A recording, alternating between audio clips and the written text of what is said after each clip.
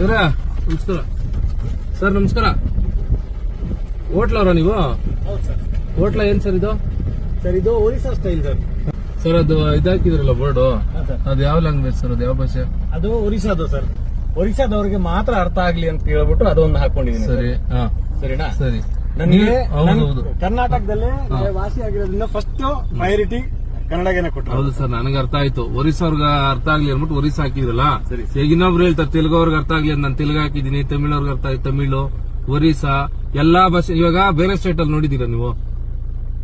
ಬೇರೆ ಸ್ಟೇಟ್ ಅಲ್ಲಿ ನೋಡಿದೀರಾ ಹೇಳ್ಬಿಟ್ಟು? ಜಾಸ್ತಿ ಇರೋದು 90% ಒರಿಸ್ಸಾ ಫುಡ್. ಹಾ. ಸರಿನಾ? ಅದಕ್ಕಾಗಿ ಅಂತದ ಅದನ್ನ ನೀವು ಏನಂತ ಹಾಕ್ತೀರ ಅಂದ್ರೆ ಒರಿಸ್ಸಾ ಫುಡ್ ಮಾತ್ರ ಸಿಗತ್ತೆ ಇಲ್ಲಿ ಅನ್ಬಿಟ್ಟು ಕನ್ನಡದಲ್ಲೇ ಹಾಕಿ. ಫಸ್ಟ್ ದೊಡ್ಡದಾಗಿ ಪ್ರಿಫರೆನ್ಸ್ ಕೊಟ್ಟು ಹಾಕೊಂಡಿದೀನಿ ಅಂತ ನಮ್ ಕನ್ನಡದವ್ರು ಅಂತ ಹೇಳ್ದೆ ಅಲ್ವಲ್ಲ ಸರ್? ಸರಿ.